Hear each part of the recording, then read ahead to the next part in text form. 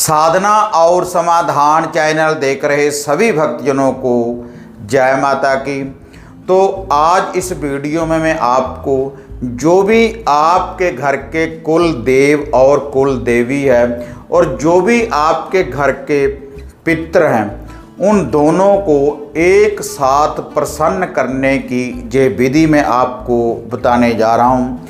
तो इस संपूर्ण विधि की जानकारी प्राप्त करने के लिए आप इस वीडियो के एंड तक भक्तजनों बने रहें, क्योंकि जो भी आपके घर के पितृ होते हैं या फिर आपके घर के कुल देव होते हैं या कुल देवी होती है, अगर वह आपके ऊपर रुष्ट हो जाएं या किसी बंधन में आ जाएं, तो जो आपका घर है, जो भी आपका जीवन है, पूर्ण रूप से नरक बन जाता है। तो जब भी हमारे घर में इस प्रकार की कोई समस्या उत्पन्न हो जाती है तो हमारे घर में कला क्लेश रहने लगता है और बीमारी का हमारे घर में पूर्ण रूप से आगमन हो जाता है, दुख दरिद्रता रहने लगती है और हमारे घर में भूत पिशाच का वास हो जाता है और डरावने सपने आने लगते हैं और हमारा कोई भी कार्य सिद्ध नहीं होता। तो जब भी हमारे घर में इस प्रकार की समस्या उत्पन्न हो जाती है तो उसके बाद हम जाते हैं तांत्रिकों के पास, साधकों के पास, लेकिन उसके बाद भी हमारे घर का जो निवारण है वह हो नहीं पाता,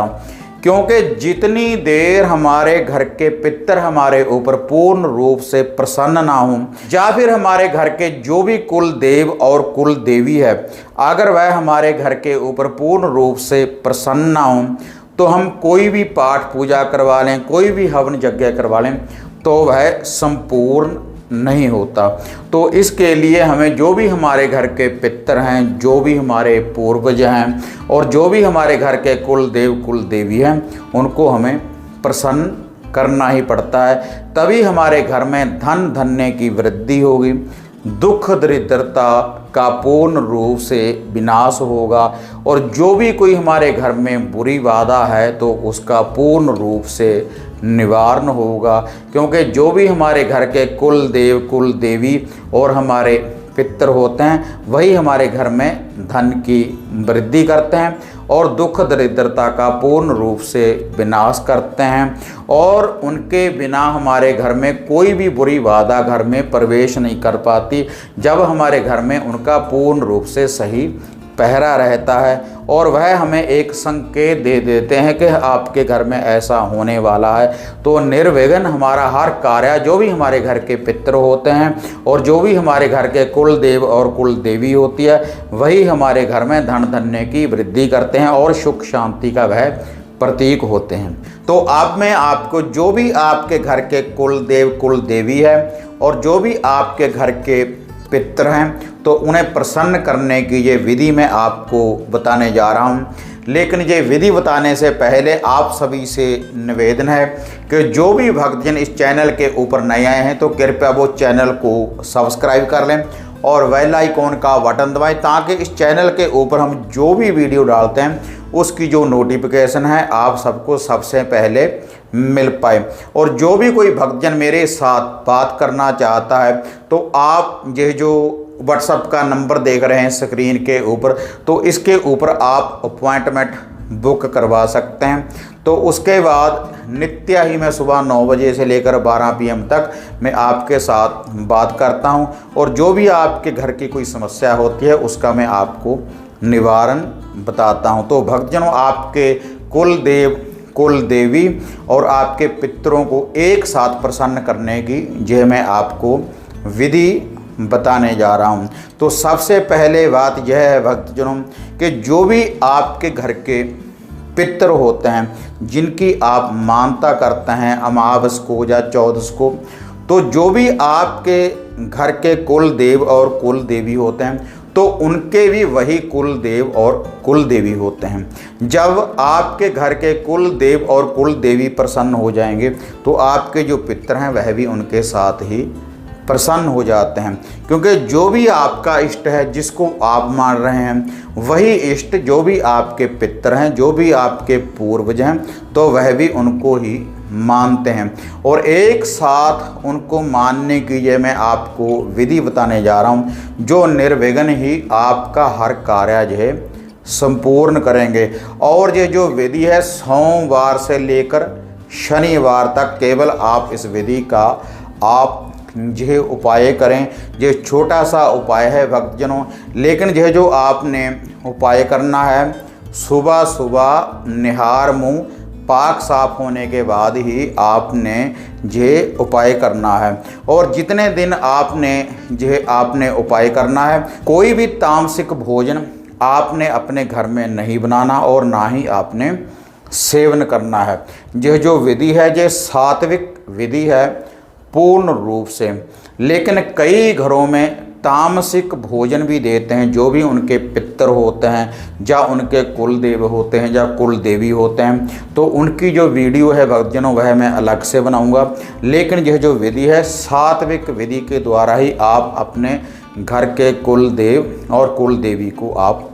प्रसन्न कर सकते हैं। तो अपने समस्त पितरों को प्रसन्न करने के लिए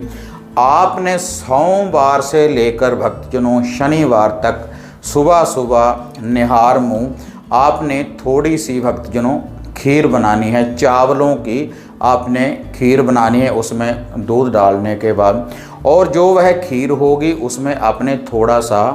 देसी घी डाल देना है। और उसके बाद एक आपने उसकी पत्तल तैयार कर लेनी है। जो भी आपके घर के पितर हैं, जो भी आपके घर के पूर्वज हैं, उनका नाम लेकर, और इसके साथ आपने एक देसी घी का दिया आपने तैयार करना है उनको प्रसन्न करने के लिए। और जो भी आपके घर के कुल देव हैं और कुल देवी है, तो उनके नाम के आपने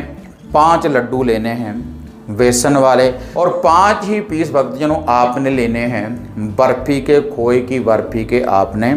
5 पीस लेने हैं। जो भी आपके घर के कुल देव हैं और कुल देवी है, उनको प्रसन्न करने के लिए। और इसको भी आपने एक पत्तल के ऊपर आपने रख लेना है, और इसके ऊपर भी आपने एक देसी घी का दिया रख लेना है। और उसके बाद भक्तजनों आपने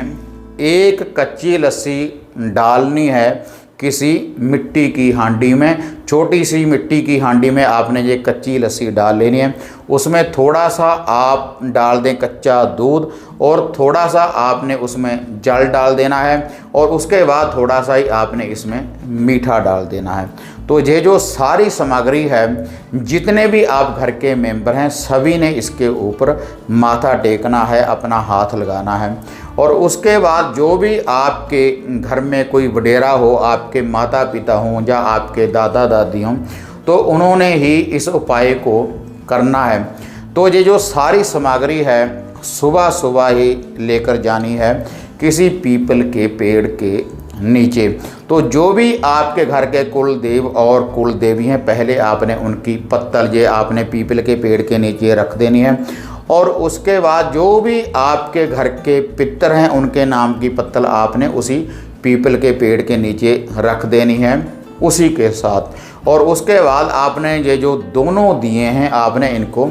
रोशन कर देना है। पहले जो भी आपके घर के कुल देव और कुल देवी हैं, उनके नाम की आपने जोत जगानी है, और उनको आपने बेनती अरदास करनी है कि हम आपका ये भोग प्रसाद लगा रहे हैं, आप इनको ग्रहण करें। और जो भी हमारे घर में कोई दुख दरिद्रता है, कोई बुरी बाधा है, तो उसका पूर्ण रूप से आप विनाश करें। और जो भी हमारे घर के पितर हैं, ये पूर्वज हैं, आप उनको हमारी शरण में लें और उन्हें आज्ञा दें कि हमारे घर में धन धान्य की वृद्धि करें और दुख दरिद्रता का पूर्ण रूप से विनाश करें, हमारे घर में सुख शांति हो। तो उसके बाद आपने दूसरी जोत को भी रोशन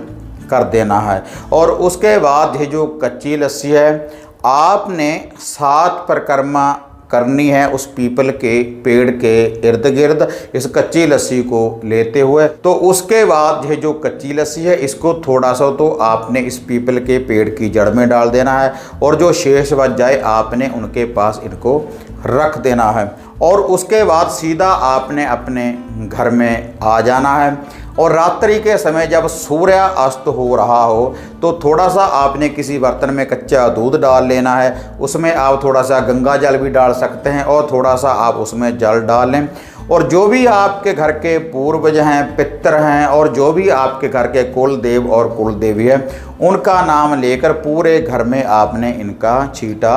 लगा देना है अंदर से बाहर को, और जो शेष बच जाए उसको बाहर गेट के ऊपर आप डाल सकते हैं। तो यह जो विधि है सोमवार से लेकर शनिवार तक आप रेगुलर इस विधि का आप यह उपाय कर कर देखें तो निर्विघ्न आपका जो भी काम रुका होगा तो वह संपूर्ण होगा। आपके घर में धन धान्य की वृद्धि होगी, और जो भी आपके घर के पूर्वज हैं, जो भी आपके पितर हैं आपसे रुष्ट हैं, या कुल देवी आपसे रुष्ट हैं, तो वह पूर्ण रूप से प्रसन्न हो जाएंगे अगर आप इसी विधि के अनुसार सोमवार से लेकर शनिवार तक अगर आप इस विधि का यह उपाय करेंगे जैसे जैसे ये मैंने आपको बताया है। लेकिन ये जो आपने उपाय करना है पूर्ण रूप से विश्वास रखने के बाद श्रद्धा के अनुसार ही आपने इस उपाय को करना है, और कोई भी तामसिक भोजन आपके घर में नहीं बनना चाहिए सोमवार से लेकर शनिवार तक। तो निर्विघ्न आपका हर कार्य संपूर्ण होगा, और आपके घर में धन धान्य की वृद्धि होगी, और हर दुख दरिद्रता का पूर्ण रूप से विनाश होगा, और जो भी आपके घर के कुल देव कुल देवी और पितर हैं वह आपके ऊपर पूर्ण रूप से प्रसन्न हो जाएंगे। तो भक्तजनों, अगर आपको ये वीडियो बढ़िया लगी तो इसको ज़्यादा से ज़्यादा लाइक और शेयर करें। फिर मिलते हैं एक नई अपडेट के साथ, तब तक जय माता काली, जय बाबा भैरवनाथ।